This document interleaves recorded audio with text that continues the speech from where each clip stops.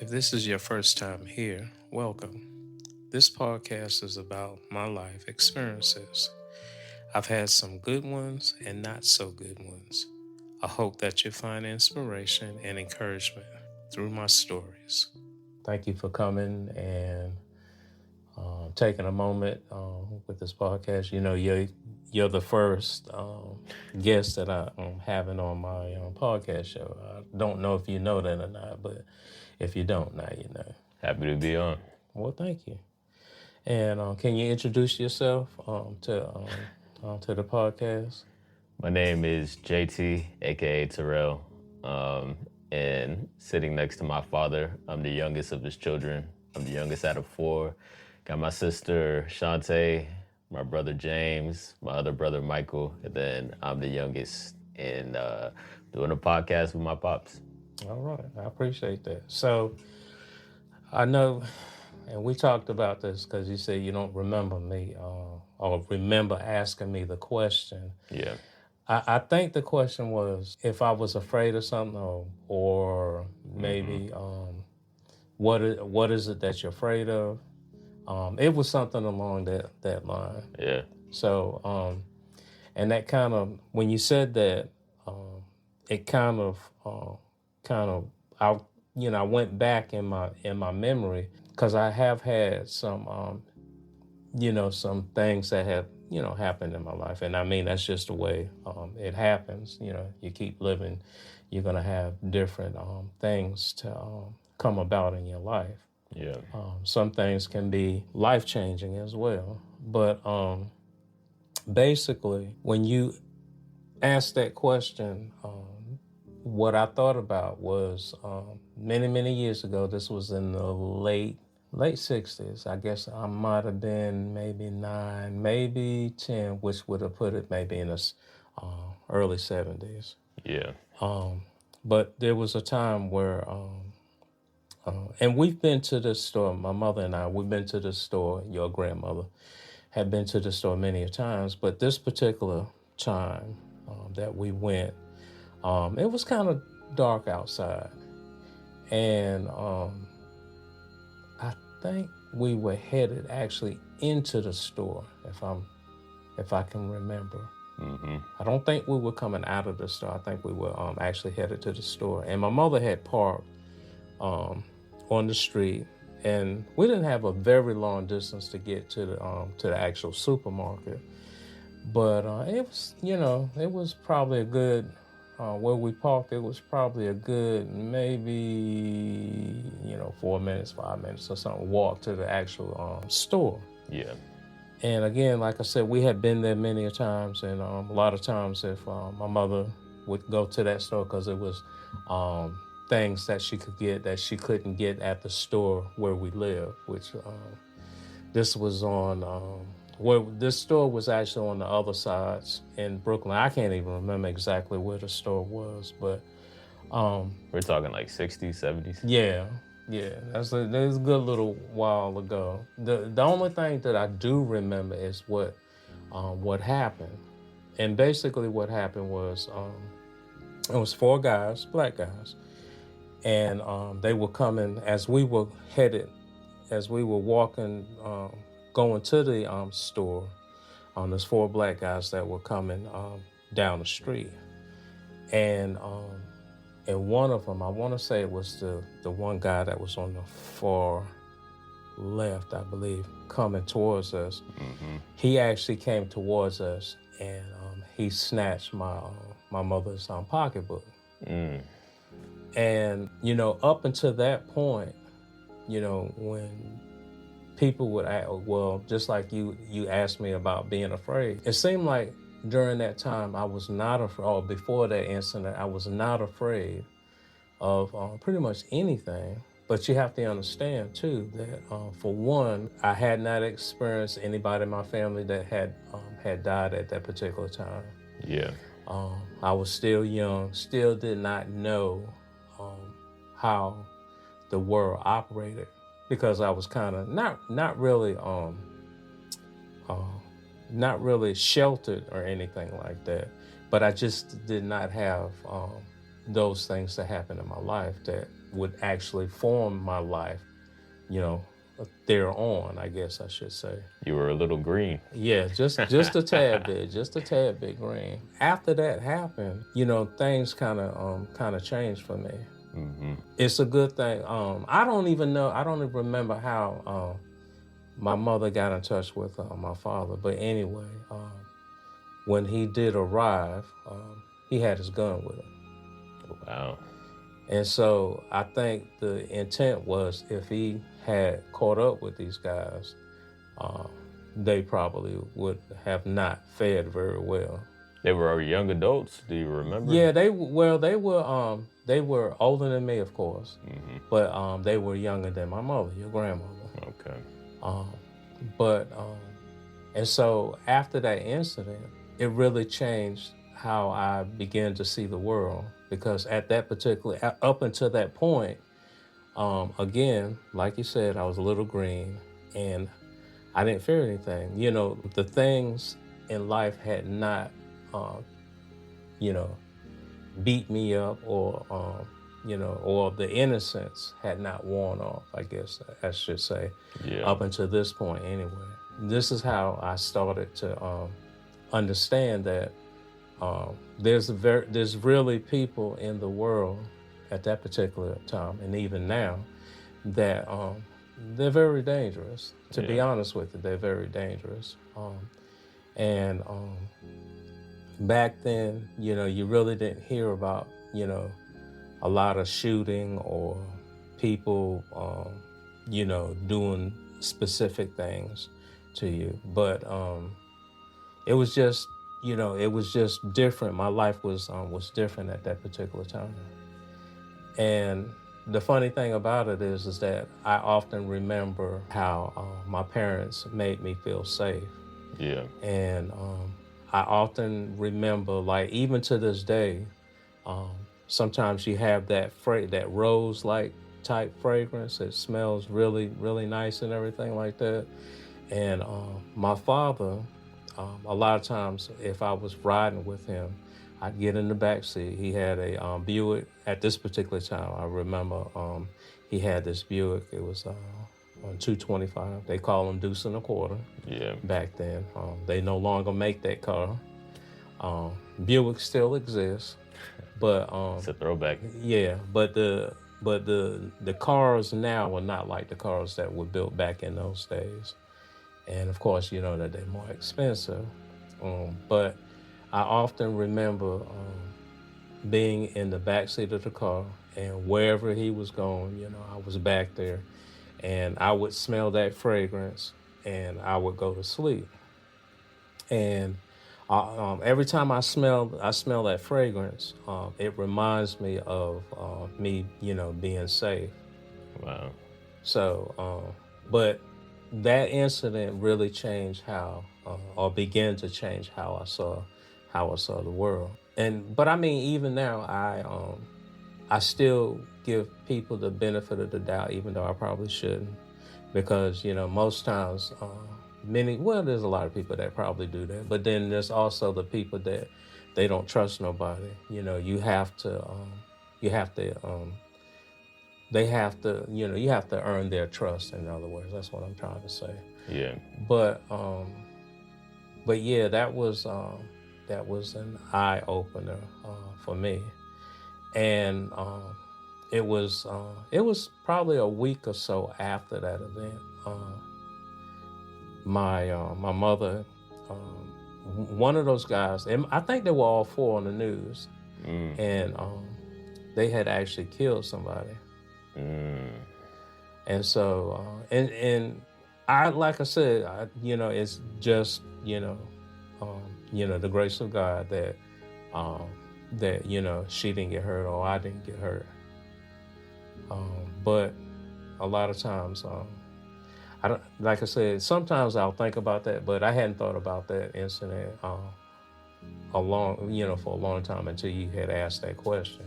Yeah, you had never told that story. No, I have not. And I think really, if anybody would know that story, it would be your mother, because a lot of times my mother.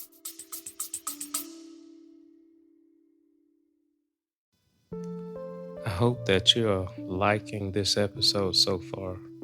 If so, please check out my YouTube channel, Cars, Music, and People with Jeff. The channel is devoted to cars, music, and people within North Carolina. To talk to your mother about about my childhood.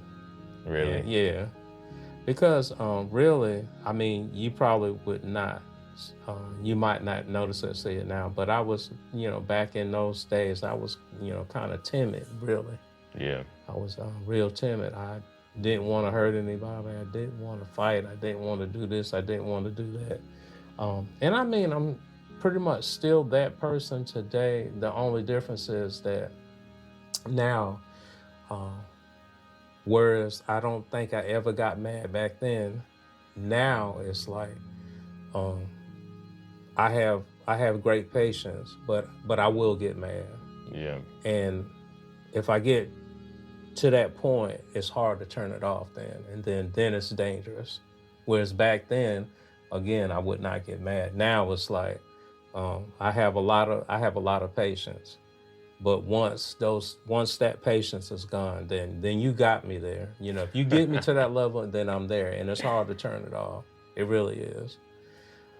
And really, as I get older, the filter is starting to come off, and I don't like that part of it because I really need to focus on, not just say any old thing, or still be careful on how I talk to people.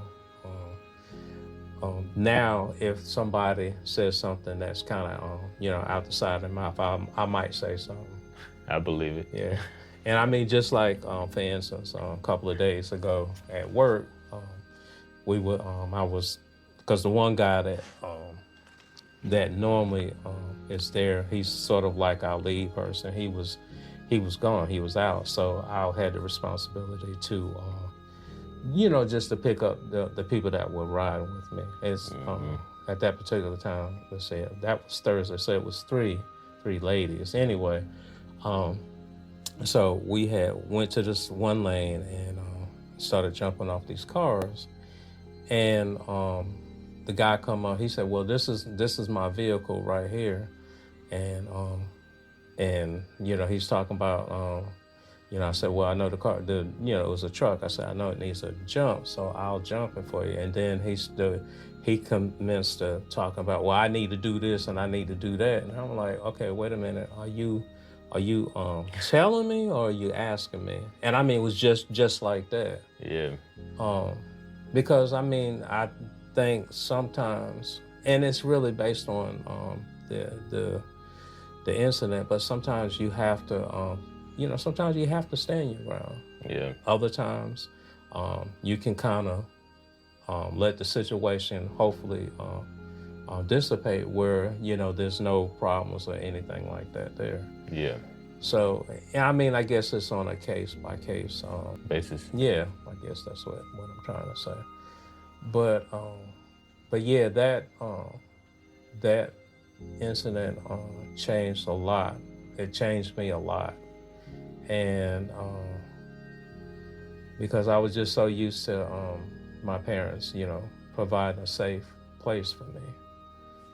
But again, I just saw how the world changed, and then I, started seeing, or started not so much hearing, but people in my family started having.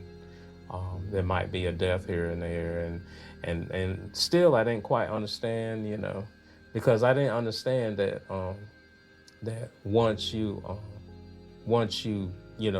this life is over for you, then that's it. Or if you die, you're not coming back, or whatever the case might be. And I mean, there's some other things that kind of took effect of that, which I'm not going to talk about in this episode, but yeah, it changed a lot of things for me, and sometimes I think that it maybe had an effect to the point that it maybe helped me to develop the way that I developed, throughout my life because of that. Yeah. And I mean, not to say that, just because you go through a situation, that doesn't necessarily mean that you can't get past it. It just means that certain situations may have an effect on your the rest of your life. Sometimes it's good and sometimes it's bad, but but you still have to know how to carry yourself through this life. You can still do great things. You can still be successful, whatever whatever that means to people. Because sometimes people mean or they think it means money, but that's not really the most important thing, because those things will come. You know, if you're not a menace to society, I guess that's what. but those things will come. But yeah, that's basically what had happened when you asked that question. I took it all the way back then, because I want to say that that's the first time that I had anything in my life to happen like that. In real time, would you say that encounter was like a couple of seconds, a minute? Like, how long was that interaction? It seemed like that it was probably, I want to say it was probably about 10 seconds, maybe 15 seconds, maybe. Man, it's crazy. Maybe. But, and it's just, and just all of that will, you just come back and you may not think about things for a while, and then the next thing you know. And it's, that's just life. It really is. So they were on the news. I assume at some point they got caught by the laws. They did. They got caught, and I don't really know whatever happened to them, other than I'm sure that they went to jail or prison or whatever the case may be. You reap what you sow in life. That much is true. That much is true. But yeah, that's pretty much it. That's pretty much it. And I'm trying to think, make sure I'm not leaving anything out. I think that was pretty much it. That's a good story, though. Yeah. I can see how something like that, when you're young, can make you wake up. Yeah, and that was, like I said, that was an eye opener, for sure. Mm-hmm. For sure, definitely. And not that I didn't feel safe, because again, my parents always made me feel safe. But I still, it's kind of funny, because even after that, because I was young, I still didn't begin to watch my surroundings until later on in life. And that's something that as you get older, you start to do. You start to look around. You start to check out your environment to see, make sure that everything is good to go. And I always tell people to, I want to say not be lazy in the fact of, taking surveillance of your surroundings or whatever. Yeah. Because sometimes we can hype things as well. Sometimes it's not what we think it is, but it's always important to keep a check on your surroundings, no matter where you are. You look at the people wherever you are, the people in the store. You look at the doors. You look at all of that stuff, and sometimes even when I'm in a restaurant, I'll not necessarily sit a certain way, but I'm always, take a check of my surroundings. And then sometimes, because, sometimes people will start talking loud and this and that. Next thing you know, something done broke out, and, you trying to get out of there, or whatever the case may be. But you don't want to have your back to the door. No, you don't. And even sometimes if if I'm sitting with somebody and that person, and I have a person that's sitting in front of me and they're face to the door, then, they saying that if they're able to look at the door, I'm not too concerned, because most of the time, if that person sees something, they're gonna say, "Hey, we got something going on," and so I can kind of readjust or whatever. Yeah. But if I'm by myself, yeah, a lot of times I'm looking facing the door, and I'm looking for an exit too. Got to take a snapshot mentally. That's the whole right. spot. You do. But anyway, I just want to thank you for being my first guest on this episode. Definitely, we'll have to do more of these. Oh, most definitely. All right, I'm gonna stop it right there, and I'll come back when I have more time. Sounds like a plan. All right. Thanks for stopping by. Inspiration from the Conversation is available on Apple Podcasts, Spotify, and YouTube. If you have any comments, questions, or suggestions, please send me a message through fan mail. Thanks for listening.